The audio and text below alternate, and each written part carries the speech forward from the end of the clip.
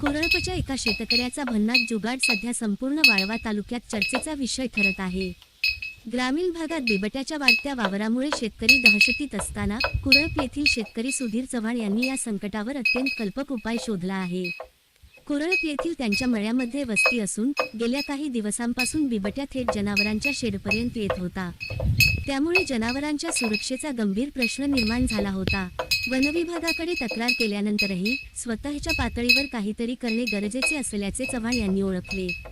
बिबट्या आणि वन्यप्राणी आवाजाला घाबरतात हे लक्षात घेऊन त्यांनी बिअरच्या रिकाम्या बाटल्या, नट बोल्ट आणि टाकाऊ प्लास्टिक वापरून एक स्वदेशी ध्वनी यंत्र तयार केले। झाडांच्या फांद्यांवर टांगलेल्या या बाटल्यांतून वाऱ्याच्या हलक्या झुळुकीनेही सतत खुळखुळ असा आवाज येतो। रात्रीच्या शांततेत हा आवाज सुरू राहिल्यामुळे बिबट्याला माणसांची हालचाल असल्याचा भास होतो आणि तो परिसराकडे फिरकत नाही। अत्यंत कमी खर्चात तयार झालेला हा जुगाड सध्या कुरळपसह परिसरातील शेतकऱ्यांसाठी प्रेरणादायी ठरत आहे। शासकीय मदतीची वाट न पाहता बुद्धी आणि जिद्दीच्या जोरावर संकटावर मात कशी करता येते याचं जिवंत उदाहरण म्हणजे सुधीर चव्हाण। माझं नाव सुधीर धोंडीराम चव्हाण आहे। मी कुरळपचा रहिवासी असून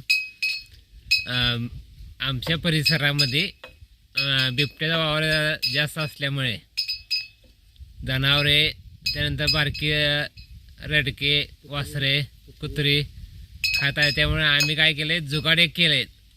ह्या जुगाडामध्ये एक बाटली घेतल्या, बाटलीला वर चरी बांधल्यामुळे एक नट लावला आहे त्याला आणि प्लॅस्टिकची एक बाटली बांधली आहे। त्यामुळे वारा आले की त्यामुळे खडखड खडखड आवाज आल्यामुळे बिबट्याला हे आवाजाच्या ह्याच्यामुळं बिबट्या पळून जातोय।